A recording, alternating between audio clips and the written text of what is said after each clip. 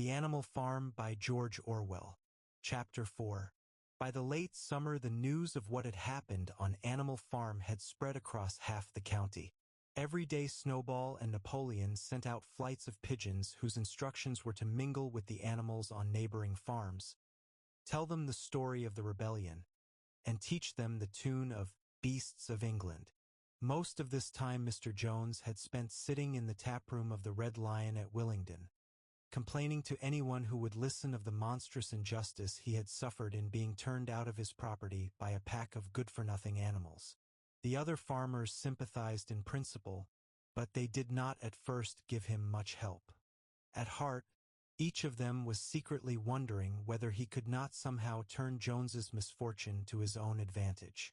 It was lucky that the owners of the two farms which adjoined Animal Farm were on permanently bad terms. One of them, which was named Foxwood, was a large, neglected, old-fashioned farm, much overgrown by woodland, with all its pastures worn out and its hedges in a disgraceful condition. Its owner, Mr. Pilkington, was an easy-going gentleman farmer who spent most of his time in fishing or hunting according to the season. The other farm, which was called Pinchfield, was smaller and better kept. Its owner was a Mr. Frederick, a tough, shrewd man, perpetually involved in lawsuits and with a name for driving hard bargains.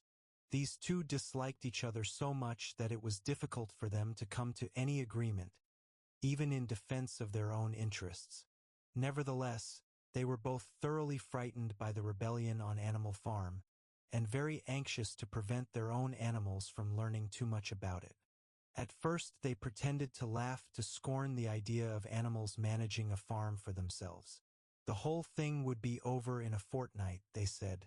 They put it about that the animals on the manor farm, they insisted on calling it the manor farm, they would not tolerate the name Animal Farm, were perpetually fighting among themselves, and were also rapidly starving to death.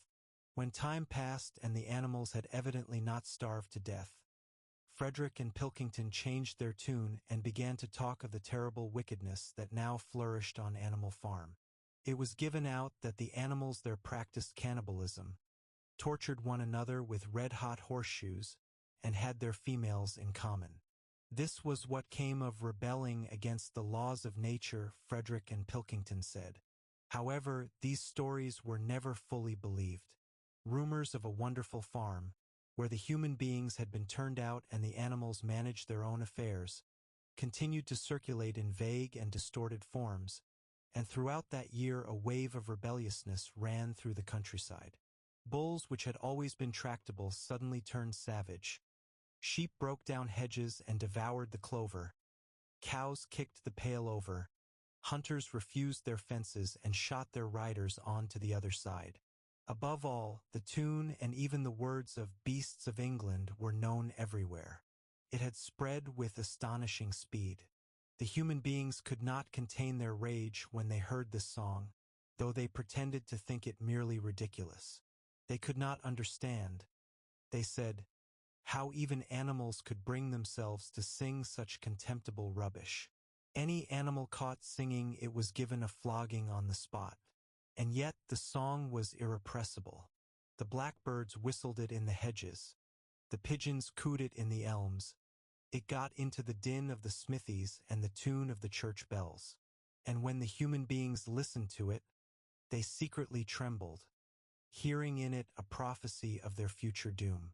Early in October, when the corn was cut and stacked and some of it was already threshed, a flight of pigeons came whirling through the air and alighted in the yard of Animal Farm in the wildest excitement. Jones and all his men, with half a dozen others from Foxwood and Pinchfield, had entered the 5-barred gate and were coming up the cart track that led to the farm. They were all carrying sticks, except Jones, who was marching ahead with a gun in his hands. Obviously they were going to attempt the recapture of the farm. This had long been expected, and all preparations had been made. Snowball, who had studied an old book of Julius Caesar's campaigns which he had found in the farmhouse, was in charge of the defensive operations.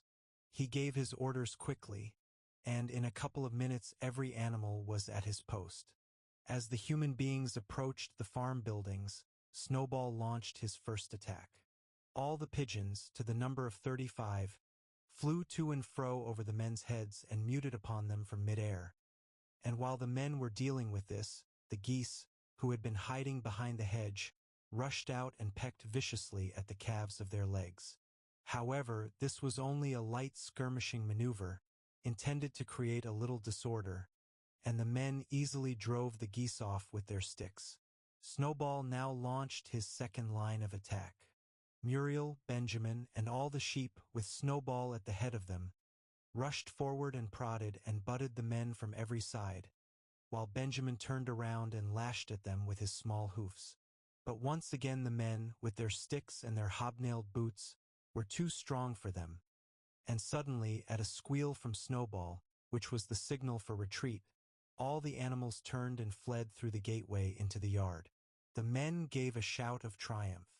They saw, as they imagined, their enemies in flight, and they rushed after them in disorder. This was just what Snowball had intended.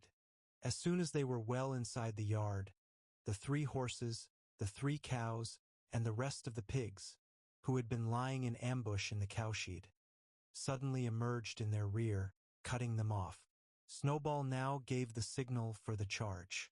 He himself dashed straight for Jones. Jones saw him coming, raised his gun and fired. The pellets scored bloody streaks along Snowball's back, and a sheep dropped dead.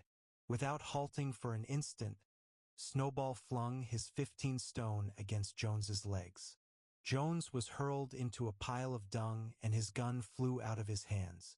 But the most terrifying spectacle of all was Boxer, rearing up on his hind legs and striking out with his great iron-shod hoofs like a stallion.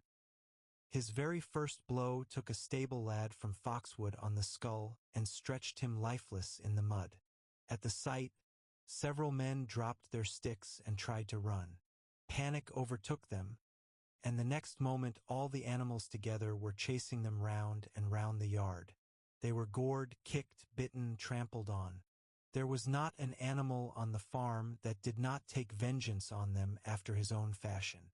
Even the cat suddenly leapt off a roof onto a cowman's shoulders and sank her claws in his neck, at which he yelled horribly. At a moment when the opening was clear, the men were glad enough to rush out of the yard and make a bolt for the main road.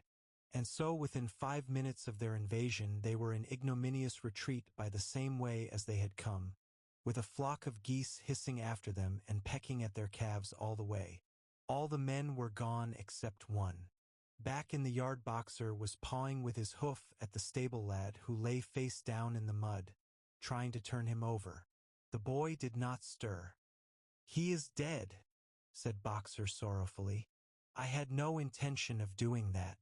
I forgot that I was wearing iron shoes. Who will believe that I did not do this on purpose?" "No sentimentality, comrade," cried Snowball, from whose wounds the blood was still dripping. "War is war. The only good human being is a dead one. I have no wish to take life, not even human life," repeated Boxer, and his eyes were full of tears. "Where is Molly?" exclaimed somebody. Molly, in fact, was missing. For a moment there was great alarm. It was feared that the men might have harmed her in some way, or even carried her off with them. In the end, however, she was found hiding in her stall with her head buried among the hay in the manger. She had taken to flight as soon as the gun went off. And when the others came back from looking for her, it was to find that the stable lad, who in fact was only stunned, had already recovered and made off. The animals had now reassembled in the wildest excitement, each recounting his own exploits in the battle at the top of his voice. An impromptu celebration of the victory was held immediately. The flag was run up and "Beasts of England" was sung a number of times. Then the sheep who had been killed was given a solemn funeral, a hawthorn bush being planted on her grave. At the graveside, Snowball made a little speech, emphasizing the need for all animals to be ready to die for Animal Farm if need be. The animals decided unanimously to create a military decoration, Animal Hero, First Class. which was conferred there and then on Snowball and Boxer. It consisted of a brass medal. They were really some old horse brasses which had been found in the harness room, to be worn on Sundays and holidays. There was also Animal Hero Second Class, which was conferred posthumously on the dead sheep. There was much discussion as to what the battle should be called. In the end, it was named the Battle of the Cowshed, since that was where the ambush had been sprung. Mr. Jones's gun had been found lying in the mud, and it was known that there was a supply of cartridges in the farmhouse. It was decided to set the gun up at the foot of the flagstaff like a piece of artillery, and to fire it twice a year, once on October the 12th, the anniversary of the Battle of the Cowshed, and once on Midsummer Day, the anniversary of the rebellion.